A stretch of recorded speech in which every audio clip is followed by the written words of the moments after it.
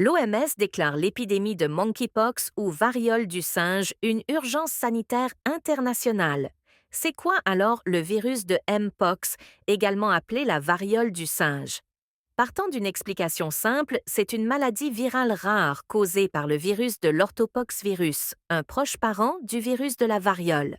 Elle se transmet principalement par contact direct avec les fluides corporels d'animaux infectés, tels que les singes ou les rongeurs. Mais elle peut aussi se transmettre d'une personne à une autre. L'Organisation mondiale de la santé, OMS, a annoncé mercredi que l'épidémie de variole du singe, qui sévit dans plusieurs pays africains, représente désormais une urgence de santé publique de portée internationale. Cette décision, prise à l'unanimité par le comité d'urgence de l'OMS, reflète une inquiétude grandissante face à la propagation d'une souche du virus, connue sous le nom de monkeypox, plus virulente et contagieuse, qui touche désormais des régions africaines jusqu'alors préservées. Mardi, le Centre africain de contrôle et de prévention des maladies a tiré la sonnette d'alarme, qualifiant l'épidémie de variole du singe d'urgence de santé publique menaçant la sécurité du continent. En 2024, le virus a déjà infecté 15 000 personnes et causé 461 décès, marquant une hausse de 160 des cas et de 19 des décès par rapport à l'année précédente. La découverte d'un nouveau clade, variante, du virus Mpox dans l'est de la RDC, sa propagation rapide vers des pays voisins jusque-là épargnés, ainsi que son potentiel de diffusion à travers l'Afrique et au-delà sont extrêmement préoccupants, a déclaré mercredi le directeur général de l'OMS, Tedros Adhanom Ghebreyesus. La détection et la propagation rapide d'un nouveau variant de Mpox dans l'est de la République démocratique du Congo, sa détection dans des pays voisins qui n'avaient pas encore signalé de cas de Mpox et sa possible propagation en dehors de l'Afrique sont très inquiétants. Il est clair qu'une réponse internationale coordonnée est essentielle pour arrêter ces épidémies et sauver des vies.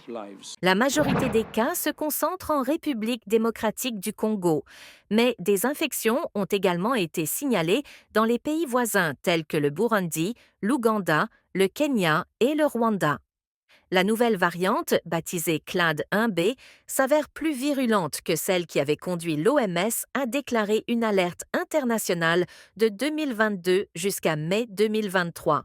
Cette déclaration d'urgence internationale implique que les nations du monde entier doivent mettre en place des mesures pour enrayer la propagation du virus, conformément aux règlements sanitaires internationaux.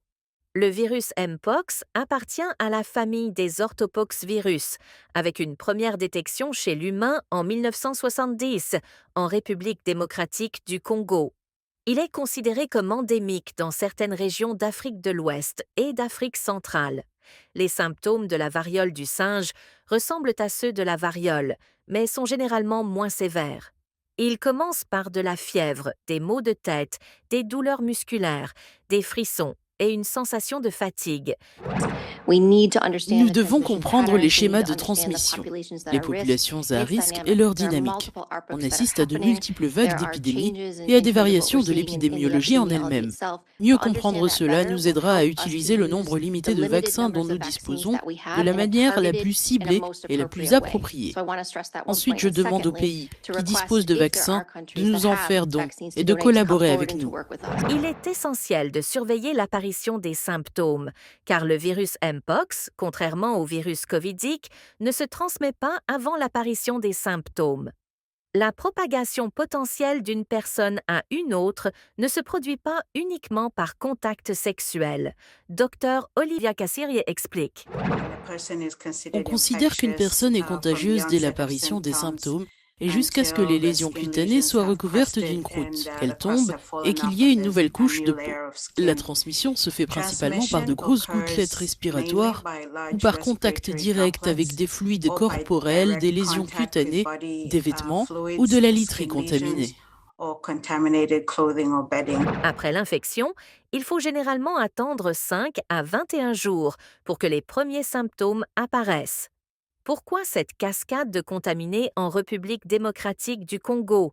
Dr Rachel Maguru, médecin généraliste à l'hôpital provincial de Goma, éclaircie. Nous isolons les personnes malades, alors ça peut pousser les autres à se cacher, à ne pas se présenter dans les structures de santé. Et c'est ce qui peut amener une cascade d'infections. Il existe 2 vaccins contre la variole recommandés par l'OMS et approuvés par les autorités sanitaires nationales de plusieurs pays.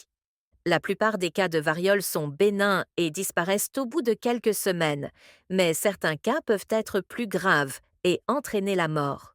Restez informés sur toutes les dernières actualités, ici même sur World News French.